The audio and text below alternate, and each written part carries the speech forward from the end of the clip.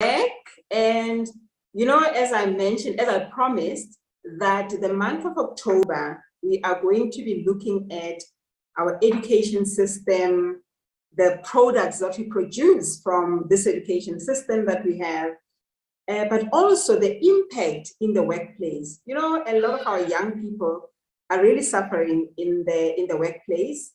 And some of them, of course, they're thriving, they're doing very well, but we have the majority of them that are really struggling. My name is Matsileng Mohodi, and today I am with the gorgeous Nani Wemaqetuka.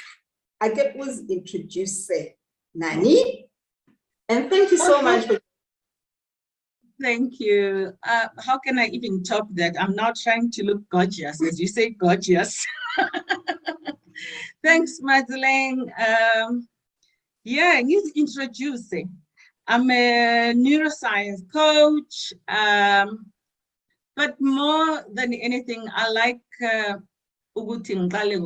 I am a soul, like many souls, that is out here seeking to expand itself in many ways. I'm in a journey of life that started years back. And I've met awesome beings like yourself and many others that have just become my community, and we're doing this life together. And all the labels then come after that. I'm a mother, I'm a neurocoach, I'm a businesswoman. We say entrepreneur now, right? Yeah, yes. And yeah, really a scholar of life. Yeah, because, we've had a lot of conversations.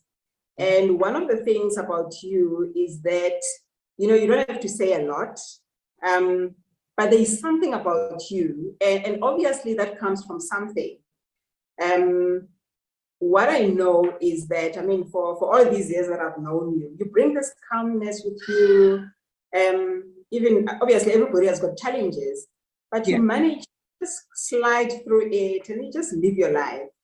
So we had a conversation where I really loved what you said about the types of things that can empower, especially the young people, as they navigate their way from being students in a university or from high school into the workplace. Because as you know, there's a lot of bullying, there's a lot of frustrations about experience, about not knowing what the environment is going to bring. So what are those kinds of things that you'd advise young people? I talk to young people like, as old as, time is up. So I wanted to come in right there and say, the young person you're talking about lives in and through all lives. If you don't deal with certain things at your younger age, they always manifest even as you grow older. So the young person is still there and needs to be addressed. We carry traumas. Yes. We carry a lot of traumas and they keep resurfacing because we don't deal with them. And of course, that's another segment that we will have, inshallah, God allowing. But we carry a whole lot of things. So even us, oldies, and those who are older than us, do need these tools to be able to redress issues that keep resurfacing and be able to move through life with much ease. Yeah. So what can we do? So, the normal thing is you finish university or tertiary or whatever training that you're getting, and you are fortunate enough to get a job, but there are so many frustrations at work. Workplace also brings its own challenges like bullies and, not understanding the work and just a lot of abuse. So what are the kinds of things that we can use to really help people to align themselves with what is going to happen? Because I love the fact that you say you workshop your mornings. What does that mean? Yes. What does that Well, mean? What? I can tell you now, had I not started this practice, morning workshop, my morning workshop, this is years back now, and I've gotten better and better at it. Had I not started that, I don't know where I would be. Precisely because of the challenges that you have mentioned, one, and also having just dealt with a lot of trauma in my life that shows up in everything. You mean your own personal life, or you've gone through some traumas, but because of the because of the morning workshops that I have with myself, that has been, you don't throw things under the carpet. You literally say, okay, hello, adversity at work, or trauma, or whatever. Okay, so let's deal with it. What and bit by bit, there's no longer space for trauma to show up, and trauma keeps disappearing and it's gone, because then there's nothing to hold on to. You're dealing with this the bully aspect in your morning workshop. You're dealing with, but here's the thing that's most important before we go far, Matseling. You cannot fix anything outside of you. Please say that again. Because we normally look outside for solutions. You cannot ever fix anything outside of you. You can go to work with your boss being Matseling, who's completely brutal, unfair, unkind, and just almost feels like she hates you.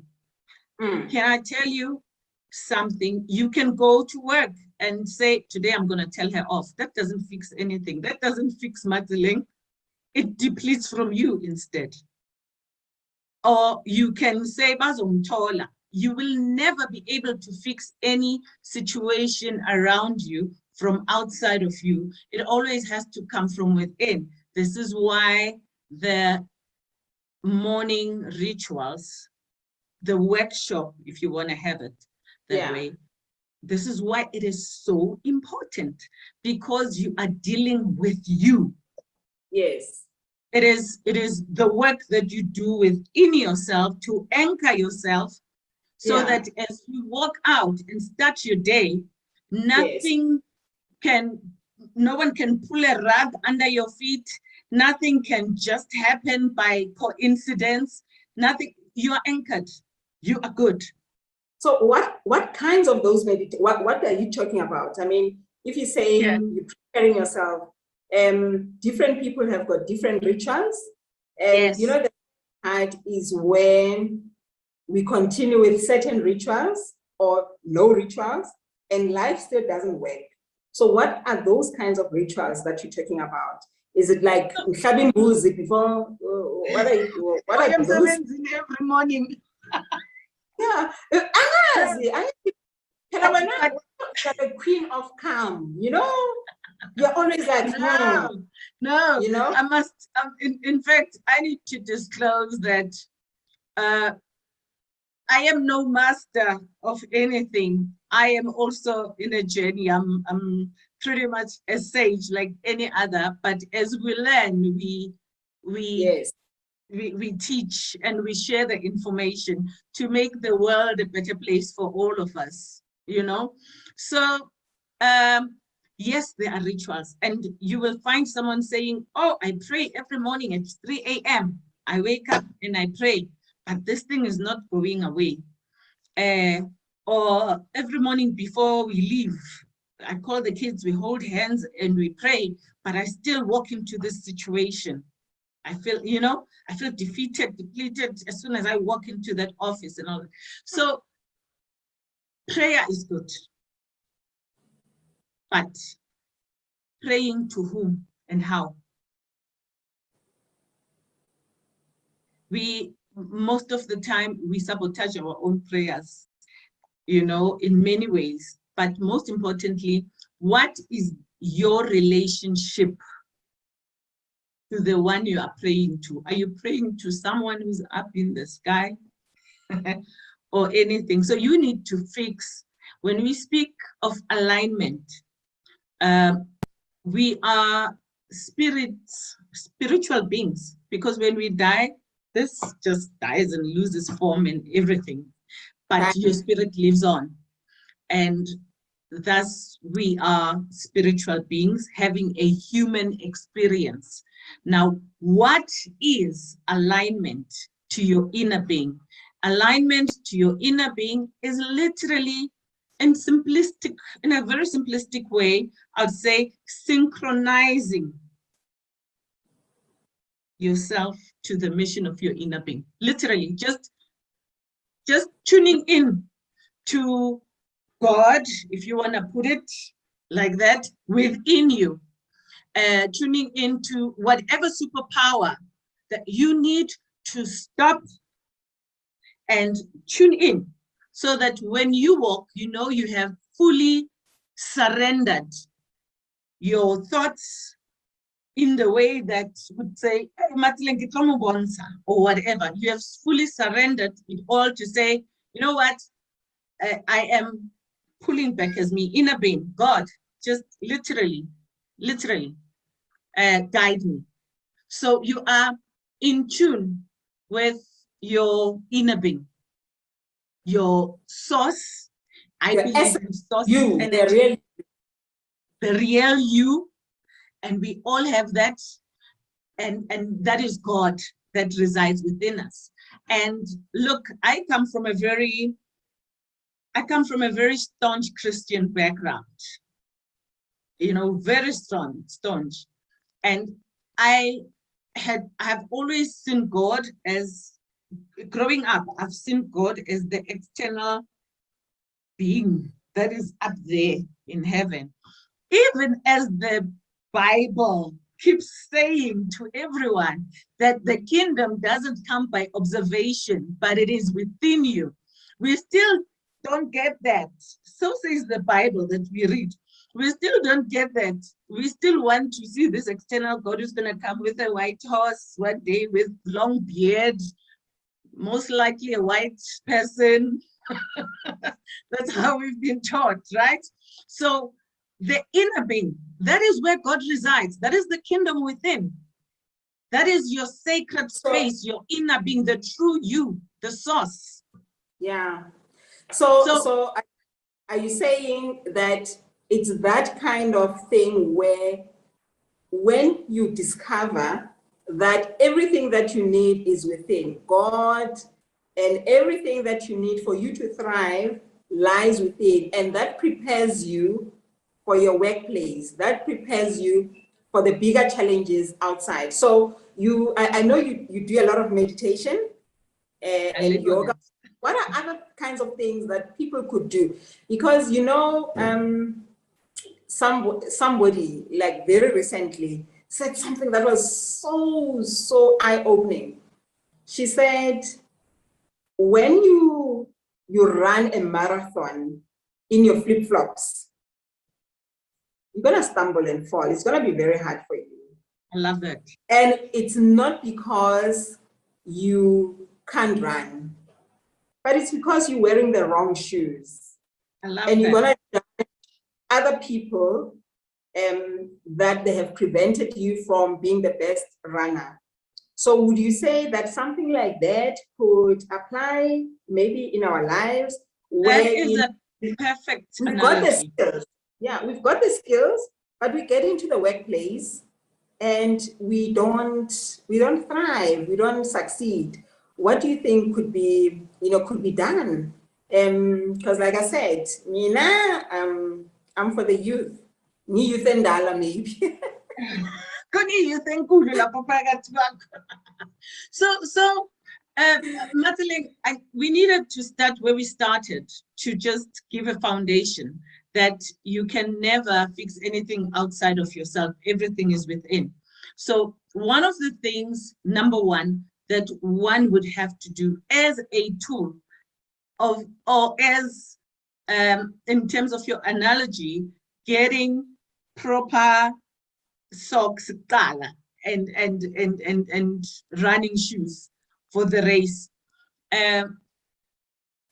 You need to wake up in the morning, first thing in the morning. If you're used to waking up at 6, and when you're waking up at 6, normally you take 30 minutes to wash, 30 minutes to get ready, eat your breakfast, and then you leave.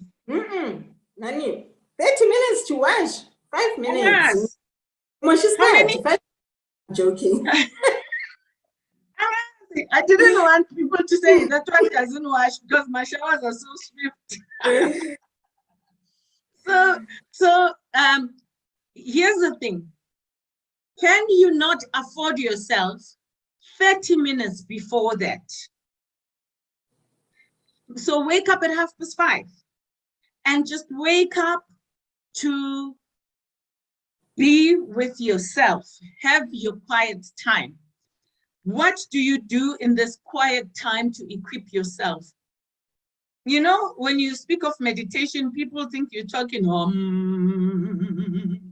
to an extent. Yes, there are mantras and all that, but people cannot relate, because one of the reasons is that I've tried it. I keep thinking, and as I go, I'm thinking, oh, there's bread, or I'm thinking that I'm not supposed to be thinking, and and all of that.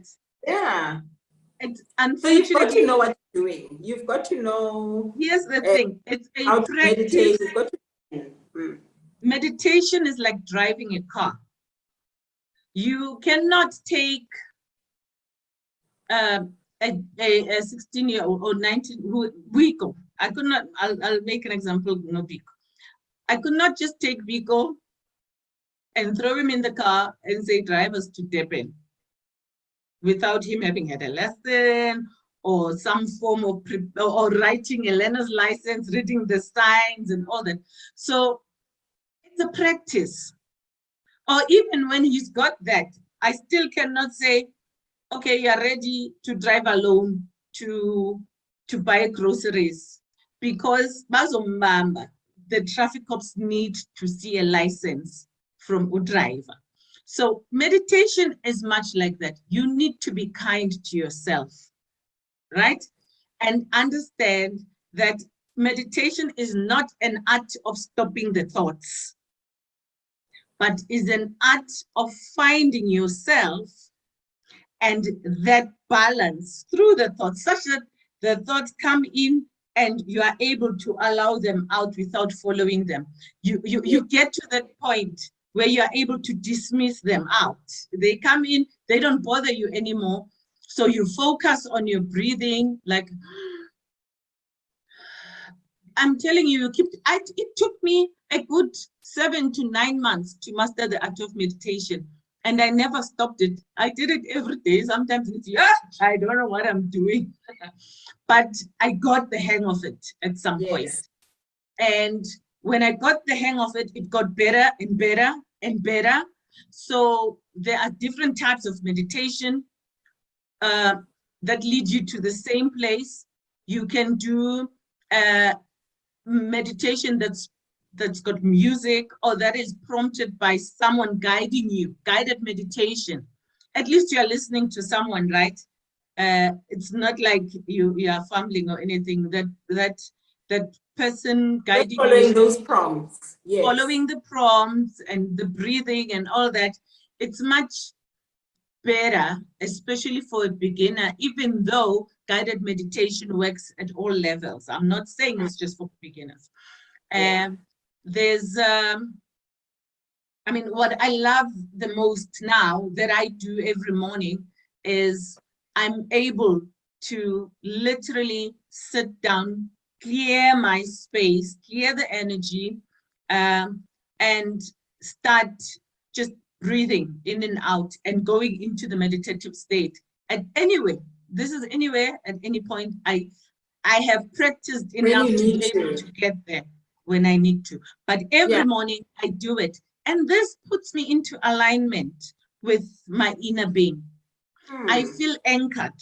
when I get up from my meditation. And it doesn't have to be more than 10 minutes.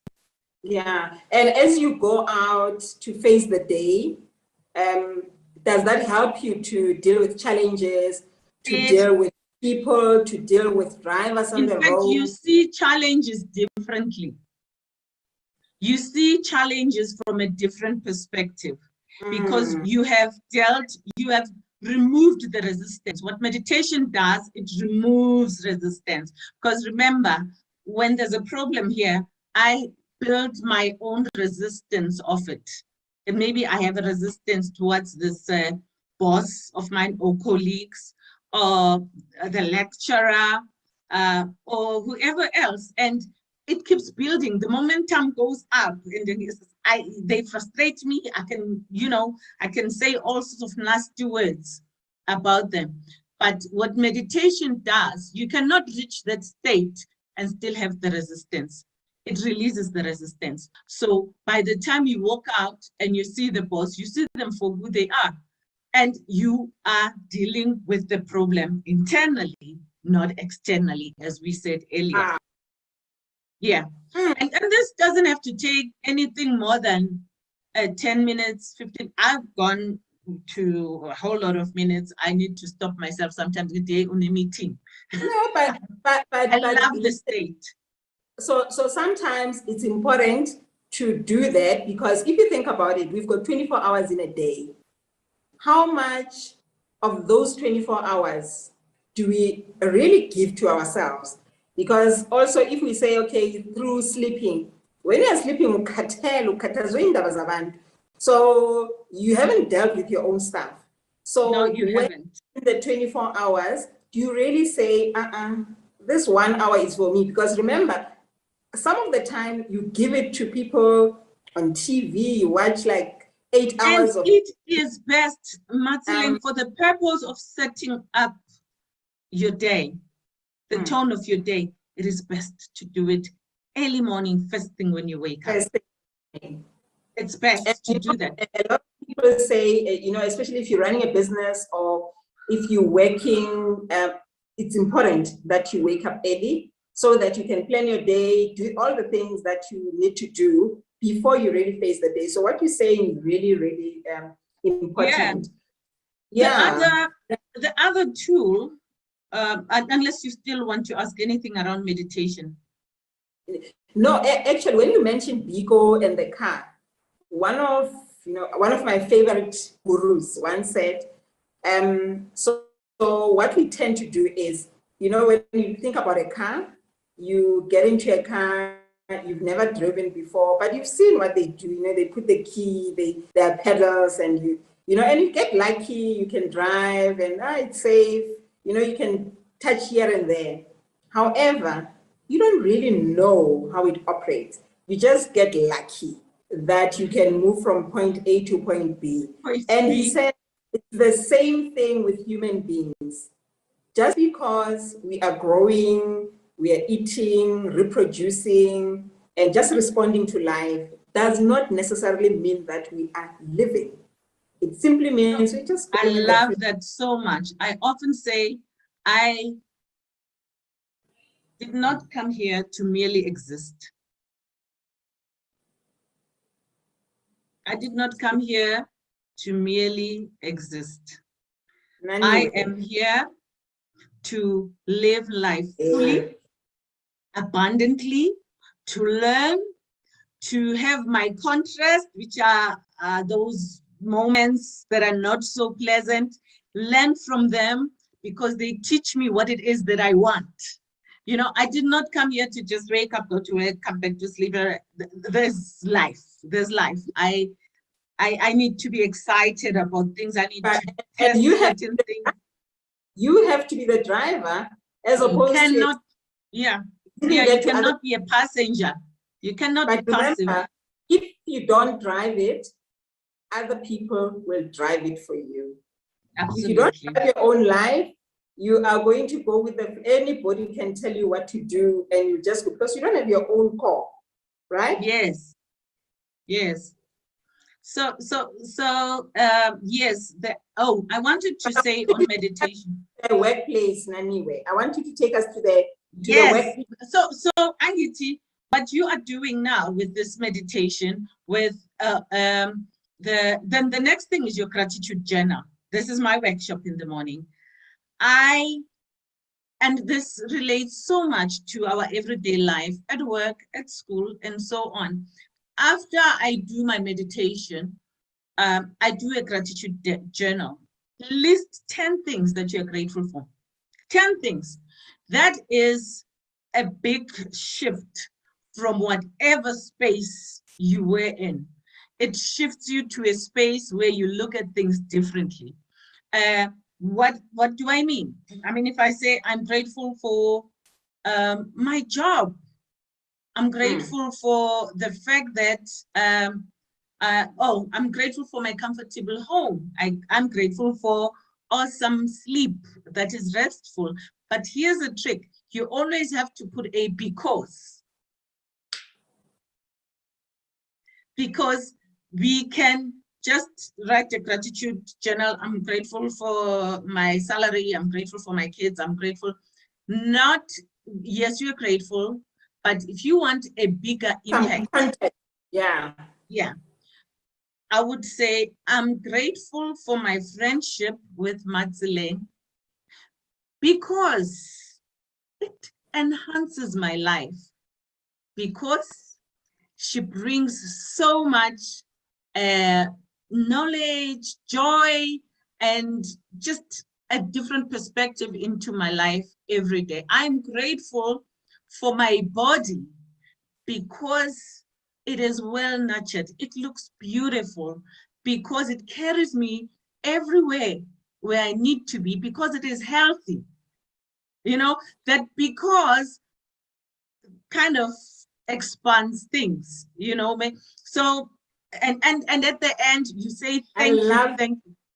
Yeah, I love it because you know what, Naniwe, because you can say today you're grateful for your body because of this, and then tomorrow you're grateful again for your body because of this.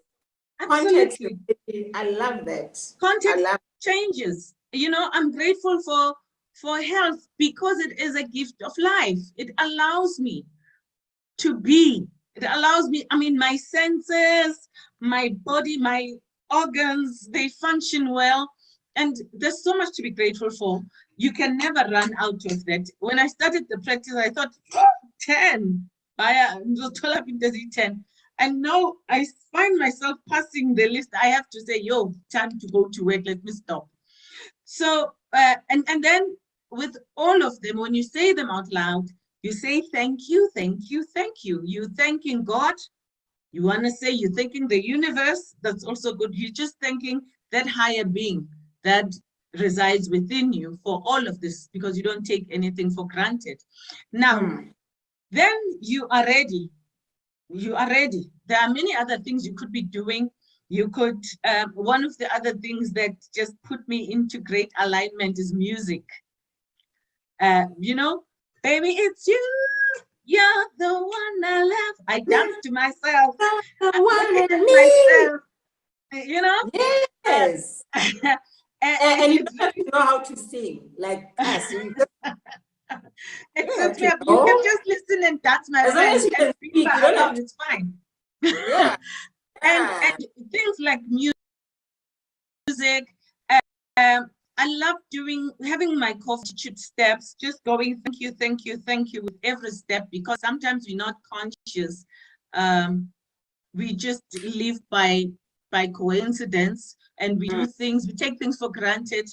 But when I consciously take my coffee during my workshop and walk out in the yard barefooted, most times on my grass and that, and just every step say thank you as I sip my coffee. Thank you, thank you, thank you. Now I know why when I I know. You know, so, secret, my friend. Secret, we secret now. We want those secrets. So one of also some of the wise men, one wise man said, when you are grateful, when you say those gratitudes, you get more to be thankful for. So the more you say thank you, you get more things to be thankful for. The more you complain, the more it is the magic. Remember, one day we will tackle about. One day we will tackle the law of attraction in its entirety. You meet no one but yourself out there. Yeah. The more you're grateful, the more you get things to be you meet yourself out there. So this is why I'm taking you back to the workplace. You meet yourself out there. So if you go that's what I'm saying. Yes. And you go to the workplace, you get this bully. Hey, that's why. So this is why I'm taking you through the whole thing process, because it's not about the workplace itself. It's about you. You need to fix you. And when you go out there to work, when things start changing, relationships start looking differently, you know it's the work that you're doing. And it is just law that it will happen like that. So I'm taking you through all of this because it's important to do the work on your own before you go out to the workplace or before you go out to school or varsity or whatever that is. It's important to just shut down the noises, those we say, oh, they hate me, or oh, this and that. It's important to shut all of that down for you to be able to walk back into that situation differently. Can I tell you something? Everyone sees you for what you are. So you cannot be shallow and be living from your chest and not your core and think that people will respond. They see you for what you are. And when you start working on yourself, you radiate all of that. And everything outside of you responds to who you are. You meet yourself from everything that reflects back on you. Everything reflects who you are. Yeah, yeah. So if we really started to do this when at a young age, then we would probably get to a point where we don't really need to fix ourselves, but just to be, and just to know that this is who we are, and no need to even fix, because we've been living so abantwana. So it means this has to start even from a very young age, where we teach kids that they're okay as they are. But how do we then shut down the volume of the external world, telling the child who they are, how they should be, what they so say? One of the things about that's exactly what is creating so many problems. And these kids are very intelligent. So on one end, they're told something, but they feel that no, but this is who I am. And now they have to go through a journey of having to fix all of this. So how do we save them? I think one of the mysteries of life is the whole so it's a mysteries. Yeah, the whole phenomenon of parenting. Why are you a parent to your kids? Because as they go through their formative stages or foundational, whatever, all those stages, the kids, in fact, comes ready, but then they meet contrast as they grow. Then they question themselves and they are bullied and all of that. What is your role as a parent? You need to be a parent who is in so much alignment and true to who you truly are, so that the kids always emulate their parents. If a child sees you, this is why you are a parent, and one of your functions or your duties is to guide. And you're guiding not because these kids don't know it. Remember, they are a soul that came fully loaded and they know everything. But you can only impact them positively when you yourself are aligned. Or you are going to instill more fear and more of this and more of that. So we need to be able to find ourselves first, before you even respond, when the child comes in, okay, they bullied me, so and so did this to me, or they took this or whatever. You need to be able to say, if you're not in the right space to respond, then at our time, I can't believe that time flies so. I know. There's one last aspect that we need to do though. Yeah. So you need to be able to say, okay, hold on, and okay, let's talk about it now. Calm down, I'm coming to you. But by that, you are also connecting with yourself so that whatever you say, because what we say, you know, I like the phrase that go, we language ourselves to disempowerment. Sure. So you need to be a parent who is well equipped with all the tools to be able to deal with it. And unfortunately, yeah, but can I tell you something? It's by virtue of us being parents that we've got all the answers. We don't. We can't assume that we are the right influencers, because that's also another problem where you by cannot virtue of being a parent, you can tell. You cannot be a know-it-all. You can. So when you're a parent who's aligned, who's conscious, you are able to guide and able to say to your child, how do you feel? What do you think? You know, address it in a way that would really make an impact. But then again, not only parents, some kids, I mean, it's not their fault that the parent is not there. There's always someone. However, listen, we all come equipped. We are all in a journey. A 2-month-old, a 58-year-old. You could find a 2-month-old who's much older than who's much evolved than a 58-year-old. You know. So all I'm saying is that the source, the 2-year-old comes from source, and the source being God, fully equipped. Sure. So I would shy away from being too scared, because also we just need to guide. We just need to be there to guide. Outside of that, trust me, these kids are fully equipped as long as they're growing in a safe environment and they have someone to talk to. People, if there are real issues, people don't go to therapy. Please take your kids to therapy. It works. and stuff like that. But yes, you're making me think about something, Nani, when you're talking about age and numbers.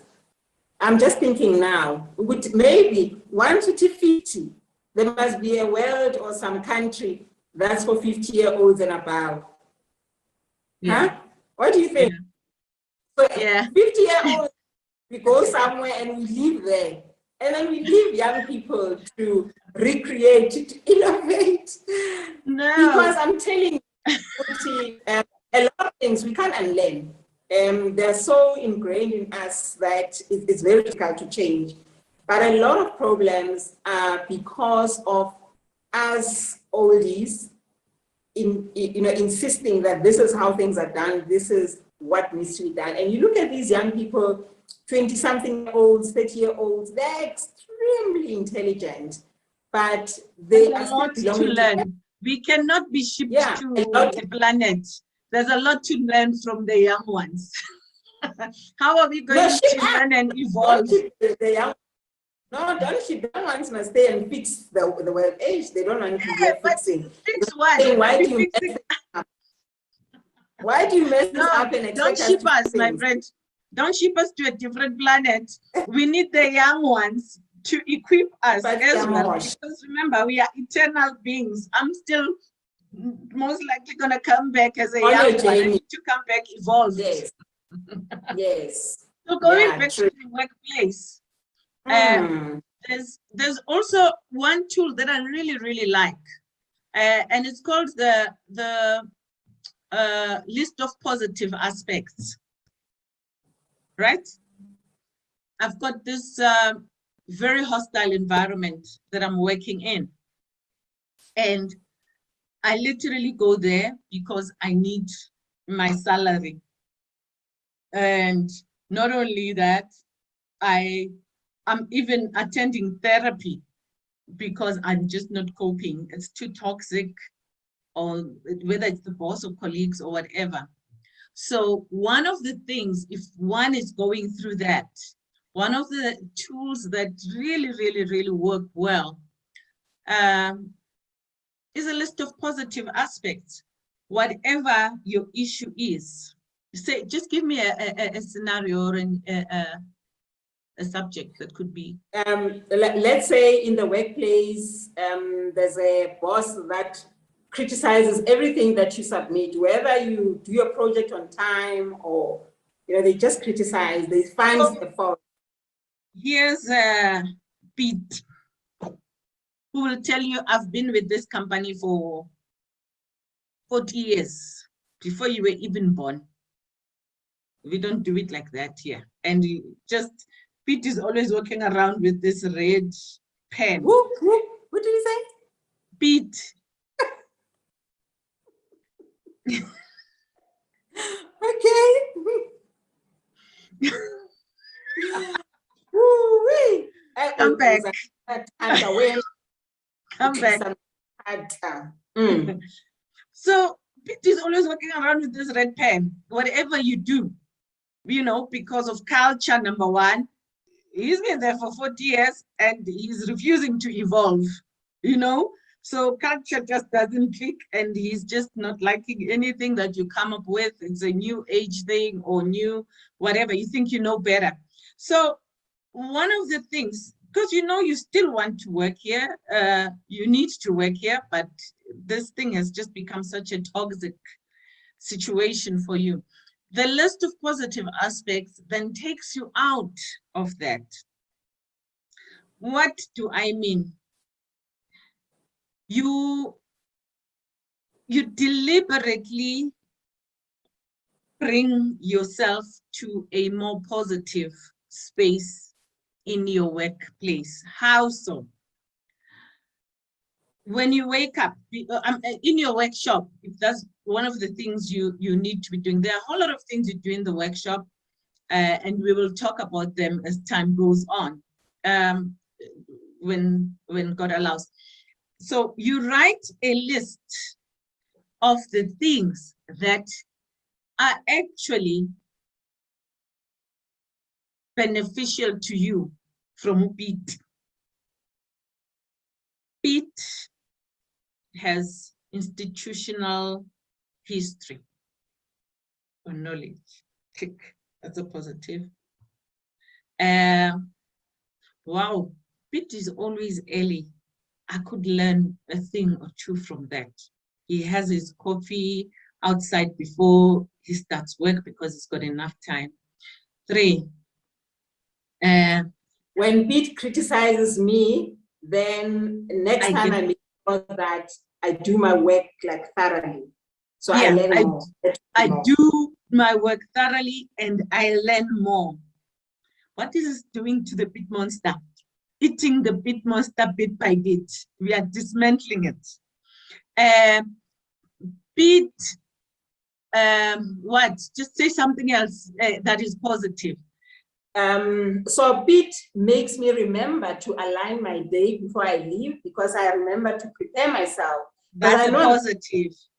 So Pete helps me to remember to align myself, do my meditation, so that when I meet him, I'm okay. Whatever he says. Yes. When Pete criticizes everything I do, he does allow me to sit with him and correct it.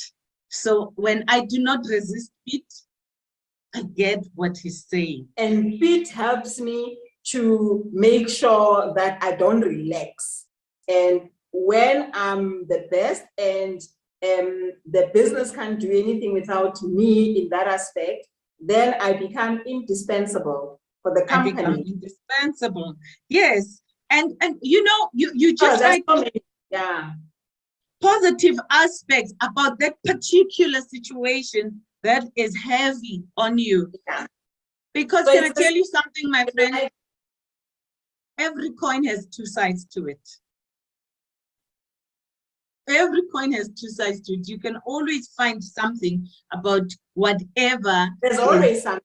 Yeah, there's always and something. when you do that, you are dismantling this energy that overwhelms you bit by bit, and you win. I love it. Shoo! This was amazing. This was truly, truly insightful. And I'm really hoping that our young people out there will take something with them and just understand the importance of knowing who they are and really accepting and loving themselves exactly as they are, because there's nothing wrong with them. And take that into the workplace or wherever they may be going, because there is more that comes from within. That those are your words. Most importantly,